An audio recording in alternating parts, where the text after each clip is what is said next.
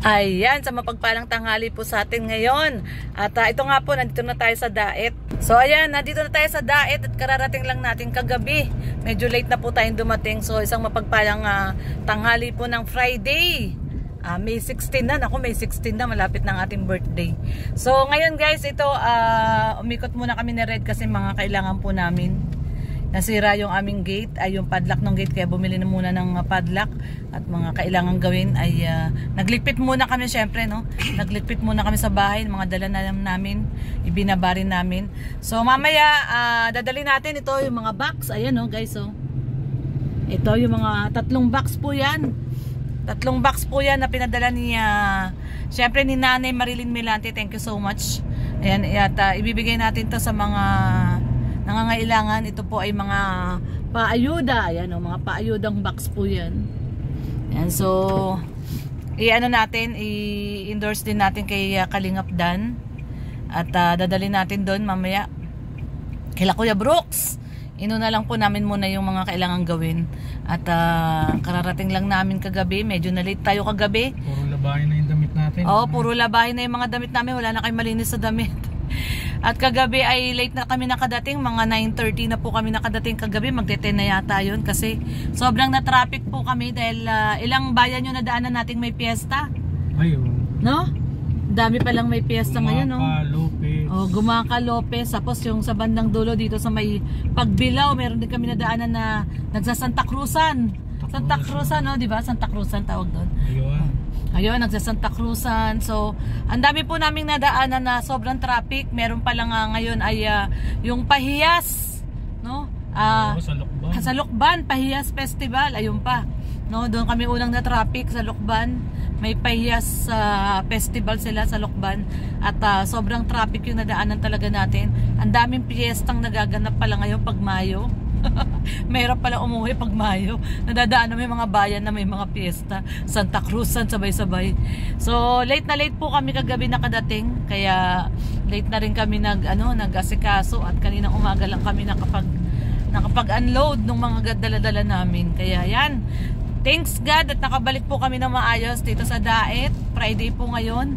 At ito, nandito ngayon tayo, nalilima. Hindi pa, balik na po tayo at ibababa natin itong mga karton na pinabibigay ni Nanay Marilyn Milante. Thank you so much po kay Nanay Marilyn Milante sa itong 3 box na paayuda. Siguro isasabay natin ito sa papiding natin. Magpapapiding po tayo sa ating birthday celebration. Magpapiding na lang po tayo, wag na po tayong maghanda.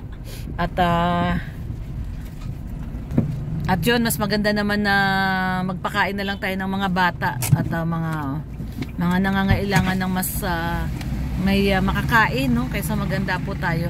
Anyway, ang Team Brooks naman ay walang ginawa kundi kumain. So magpapakain na lang po tayo sa ating birthday celebration. So ayan, thank you kay Ma'am C ng Canada. At yun, feeding na lang po natin yun. So, ayan, masaya po ang inyong abang lingkod. At nandito na, nakabalik na naman po tayo sa Daet. After 15 days, no? 15 days din tayo sa Maynila. At hindi naman po tayo nagbakasyon, no? Siyempre, nilibot din natin yung ating pinsan na dumating. Kaya, yun, sobrang pagod din, no? Pagod din si Red kakadrive. Pumunta kami ng Pangasinan, tapos Baguio, tapos Pangasinan uli. Tapos nagsambales kami kasi piyesta din sa Botolan. Ayan. Sa mga taga Botolan, especially sa San Isidro, Barangay San Isidro, happy piyesta sa inyo. Kahapon actually yung piyesta sa kanila, May 15. So marami palang piyesta, no, pag May, no. During May maraming mga piyesta at mga Santa Cruzan. So ayan, medyo nangitim tayo guys, kakagala, no. Ang dami naming pinuntahan, ilang araw yung gumala kami ng gumala. So, ngayon, back to reality tayo. Charity po tayo. At syempre, focus ulit tayo sa ating Danjoy, mga ka-Danjoy natics na na-miss natin. No, marami daw issue ngayon ng Danjoy, pero tingnan natin, no guys, alam naman natin na marami lang talagang basher at humihilang pababa sa ating dalawang magjuwa, si Joy at si Dan. Pero ganun pa man, tiwala lang tayo, no? Tiwala lang tayo mga ka-Danjoy natics. Alam naman natin kung sino yung mga solid na mga Danjoy natics na hindi nang babash na hindi nagbabalat kayo, na hindi sa ibang live iba ang sinasabi, no, sa ibang live ng gugulo, sa ibang FB page ay nagsasalita ng mga negative comments. So hindi naman po mga solid Danjoynatics yan, ng mga panggulo lang talaga yan. So focus po tayo sa ating iniidolo, sa Danjoy. No, alam naman natin na hindi sila pumapatol sa mga issue, pero tayong mga nagmamahal sa kanila, minsan hindi natin naiiwasan na nakakapagsalita talaga tayo in defense, no, sa kanilang dalawa. Kasi alam natin tahimik lang si Joy at si Dan, no, hindi yan pala patol sa mga basher. So ganun na lang, no guys, basta tayo focus, no, focus lang tayo sa Danjoy. Alam natin kung gaano kabait si Papa Dan at si Joy. So wag po natin intindihin yung mga naninira sa kanila. Yun naman isa lang ang intention nila no? Pabaksakin ang Danjoy, no? So wag natin silang intindihin. Basta tuloy-tuloy lang po tayo sa mga marathoners, tuloy-tuloy lang po pagmamarathon sa mga nagmamahal sa Danjoy, especially mga sponsors. Tuloy-tuloy lang po ang pagmamahal natin sa Danjoy kasi alam naman natin na ang dalawang yan ay may mga buting gininto ang puso, no? Mga mabubuting tao. So ayan guys, ano pa ba? Mamaya papakita natin, no, pagbalik natin kila Kuya Brooks. Maaga lang kasi kami umalis ni Red kasi unang-una namili kami, no, wala rin kami pagkain sa bahay kasi 15 days po kaming nawala. So wala kami pagkain sa bahay. Nagpalaba kami, yun yung mga ginawa namin kanina. Nagpalaba kami, bumili kami ng tubig. Tapos ngayon ito ibababa natin yung mga box na pinadala ni Nanay Marilyn Milante. Ayan po, 3 box po yan. Hindi po namin binuksan yan. So doon natin bubuksan yan kila Kuya Brooks or kung saan man gusto ni Kalingap Dan na ipadala yan o ipabukas. Anyway guys, yan naman po ay pang-ayuda yan sa mga beneficiary. So kung yung isang box kasi dyan, sabi ni Nanay Marilyn, yung puti daw na box, ayun, ano ba yung puting box yan? Ayun, yung nasa gitna, yung puting box. Sabi niya yung puting box daw ay para sa akin daw yan. So mamaya titignan natin kung anong laman yan at ipagkaloob na lang din po natin sa mga nangangailangan, no? Wag na po nating kunin at isabay po natin sa papiding natin na pagkaloob natin. Sabi ni Nanay Marilyn, mga used clothes daw po yan. So ibigay po natin sa mga Manidi tribe o kung saan man po tayo magpapapiding program sa May 20, no? Sa ating mismong kaarawan natin, ang birthday natin.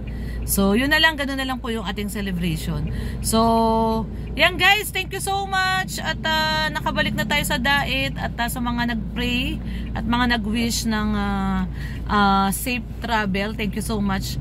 Yan, thank you so much kay Sis Belma Homeguard, Sis Tet Cordero, thank you so much. Ayan, kay Ma Melody of Melbourne na nag-mine sa atin ng velvet box kahit wala tayo doon. Talaga namang sa mga nagmamine, no? May nagmine din daw sa akin ng bag doon sa live ni Hana kahit wala tayo kasi nasa biyahe na yata kami noon or tulog na yata kami, hindi ko alam kung tulog na kami noon, maaga kami natulog kasi maaga kami aalis babiyahe ni Red, kaya maaga kaming natulog nung Wednesday ng gabi. Yeah. So ayan guys, again thank you so much at mamaya baba natin tong mga box kila Kuya Brooks. So God bless everyone, ingat po tayong lahat ito at back to Dait na naman po tayo at syempre magpakasipag na tayo ngayon at mababa ang ating revenue. So mag-scout tayo at magcha-charity, no, yung feeding ngayon, feeding at saka syempre yung project ng Team Brooks kay kanino nga ba yung kay Ate Amelia, tama no, Ate Amelia? Yun yung second project ng Team Brooks kay Ate Amelia na house renovation, tama ba? House renovation ang tawag doon, house improvement. Ayan, thank you so much kay Ma'am Star Miko na walang sawang tumutulong sa Team Brooks, no, para mapadaan sa atin yung mga ginagawang pagpapaayos ng mga bahay, no, mga pabahay ni Kuya Bal, no, yung mga kauna-unahang pabahay pa po yan ni Kuya Bal. So ang Team Brooks po ang nagpapaayos, no, nauna na yung sa mag-asawang Bulag kay Tatay Santos at kay Nanay Luz. So ngayon naman po ay kay Ate Amelia, no, ang inaayos na pabahay ng Team Brooks ngayon. So ayan, God bless everyone, ingat po tayong lahat. Nandito na po tayo sa Dait, basta masaya lang tayo. Ayan, sa mga hindi pa po nakadikit sa ating YouTube channel, please no, pakidikit lang po. Lorny TV, syempre Red Noveno, Kuya Bal Santos Matubang, Kalingap Rab at Edna Vlogs, at sa bumubuo po ng Team Brooks at Team Kalingap, support po nating lahat. At yan no, good vibes lang po tayo. At ayan, paulit-ulit na lang ako. Welcome back sa diet. Ano sasabi mo, Red Noveno? Nandito ka na uli sa diet. Ayun, ganun pa rin. Mainit pa rin. Mainit. Mainit. Pero sa gabi umulan. Oo, sa gabi umuulan. Kagabi umulan kagabi. Pero sana no, umulan ng ano. Views. Oo, umulan ng views. Para magka-views naman tayo. At walang sinusweldo. Ilang buwan ka nang di sumusweldo? Isa pa lang naman. Isang buwan pa lang yung last Kaso, ngayon, April. Ngayon wala pa rin. 1,000 pa lang yung Revenue mo. So malamang 2 buwan kang hindi susweldo. Wala, hindi umaabot sa threshold ni YouTube. Mahina ang views. Well, anyway guys, ayan. At ngayon po ay pupunta muna tayo sa bilihan ng alambre, no? Nasira yung ano yung tolda ni Red Noveno doon. At sobrang init, nabiyak yung lona. Ba't yung mga lona na yan, no? Mukhang matitibay. So bumili kami bagong lona guys. At bibili lang kami na alambre sa hardware. So yun. Thank you so much po. God bless everyone. Bye bye. So ayan, nandito na tayo kay Kuya Brooks. Ito, inuhukay na yung ano ni Kuya Brooks. Oh. Lalagyan na ng gate. So ibababa na ni Red Noveno yung mga box. Ito oh. So ito po yung kay dala ni para kay yan, Kalingap Dan. Nanay Marilyn Milante. Ito pa. Dabal 3 po ito. 3 box. Ayan o. Si Red Noveno. Pawis na naman. Mainit. Napakainit. Yan. Nilalagay lang natin dito kila Kuya Brooks. Ayan. Hindi naman mawawala yan dyan. Hindi naman siya mawawala dyan guys.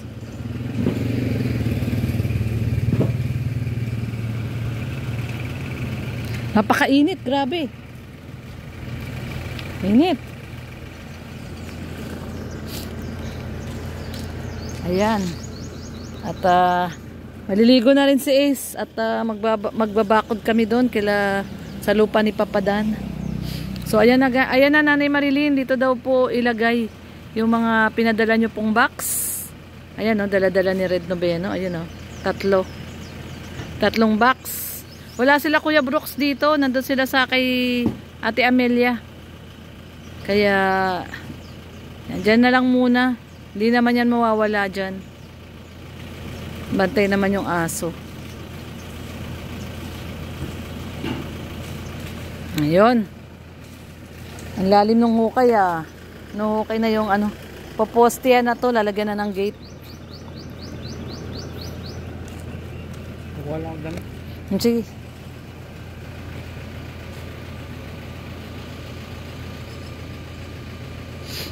So ayan, ang mansyon ni Alimyon, gaganda na, maglalagay na ng bakod. Ayun yung mga hollow blocks. So ayan po guys, at Nanay Marilyn Milante, nandun na yung box. Dinala na namin dito kila Kuya Brooks. Mamaya, pagdating nila Kuya Brooks ay